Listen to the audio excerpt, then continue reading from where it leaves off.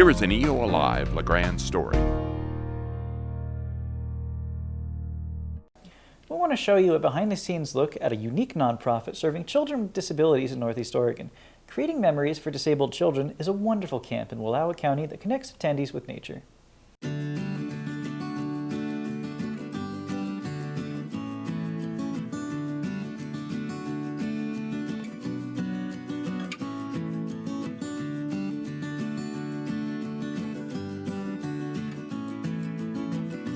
But it happened in 1971, Okay. and I was still in Alaska. I used to take kids moose and caribou and black bear hunting, and they weren't really physically disabled as they were just troubled kids. And it started when I was standing on a bluff overlooking Cook Inlet early in the morning, and I noticed way down the beach a raven with a broken wing.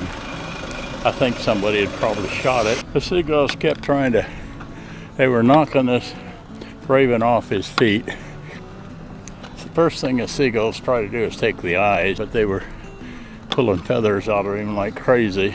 It was a spiritual experience with me. Most people probably wouldn't even understand it, but it seemed like that I could feel just how hopeless this raven was and how vicious the seagulls were. Pretty soon it looked like he wasn't going to make it. There were two other ravens that flew overhead 100 feet or so, and they walked over to where the crippled raven was at, and when they got close enough to him, they put that crippled raven right between them. And they walked real slow, but the two ravens started fighting the seagulls, and they were no match for them. I mean, they were vicious. It was a terrible, terrible fight. But they walked the crippled seagull, or crippled raven, over to this pile of driftwood that's at my feet, and they took him inside. And it was only in there just maybe half a minute, 30 seconds, and the two ravens flew out. And I never saw the crippled one again. But something told me that he would die, but he would die in peace.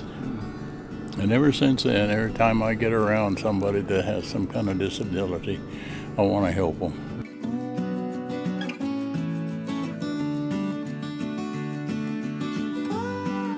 I have never tried, in all the years that I've been doing this, I've never tried to establish a housing base for them. It just didn't seem right. We had at the Alpenfest, we had a little booth set up, and one of the scouts came along from Portland, and he said, "Hey, would you guys be interested in working with some of our handicapped?" And I said, "Yeah, but we don't have the facilities." Well, he said, "There's an old camp up here that we haven't used in years." So we talked a little bit, and we exchanged addresses, and he said, and my wife and I, a couple of weeks later, we decided we're going to find that camp, and we found it. And then we started working with the Blue Mountain Boy Scouts, and we wound up with a 50-year lease with an option of 50 more. Now we're in negotiation trying to figure out some way we could buy it. We have an enormous amount of scouts that use that after we got it cleaned up.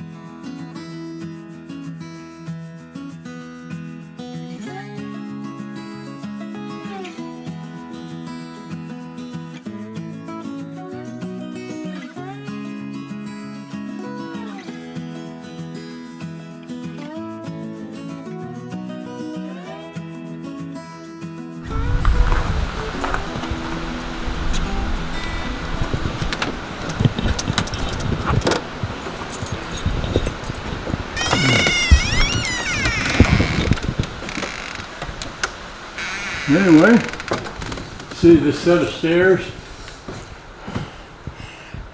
Oh, wow. We have a couple of just cots up there. And able-bodied kids like to run up and down. But all the disabled people stay down here. So they got that ramp and they got this one here.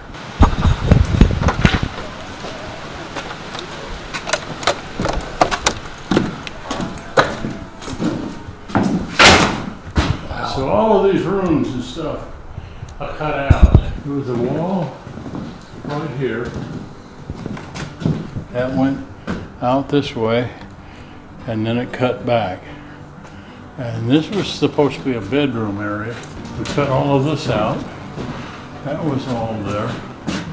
And we're going to move this wall out farther, so we'll have a kind of a kitchen area in here.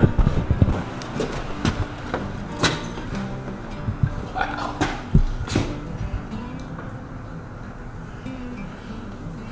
This is Scarlett's cabin. And the lady that's, I don't know if you call her the head of it, but she's the one that, it's her son that's the CEO of Creating Memory now. And he's the one that lost the little girl, and it's her granddaughter. This is their cabin. Now everybody has put money in it, and she's the one that's heading up the golf tournament in Bend, trying to raise as much money as she can so we can finish this. And we wanted to get it finished this year, but it's just not possible. But we're all wired and plumbed. I'm not sure the plumber's got the...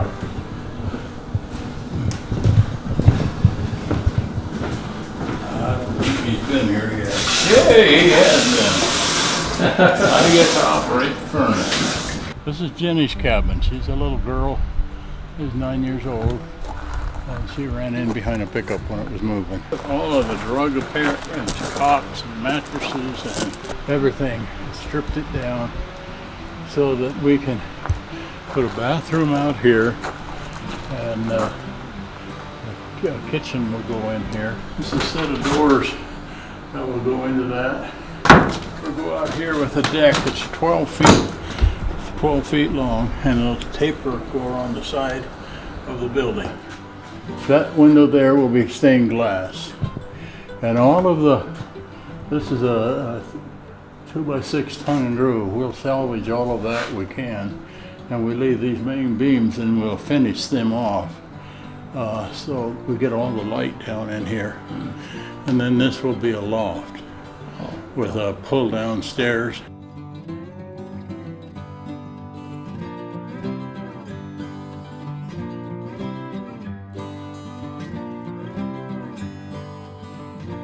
It just evolved until now. I have what they call an impossible dream, and I'm reaching for an unreachable star. My wife's memory is slipping, and she says the world is slipping away from her, and I got wires in my heart, and I got beef valves and stuff like that, so I don't know how long I've got, but we have hundreds of volunteers from Idaho and Washington and Oregon, Arizona, and I feel pretty confident that when I'm gone that somebody will pick it up.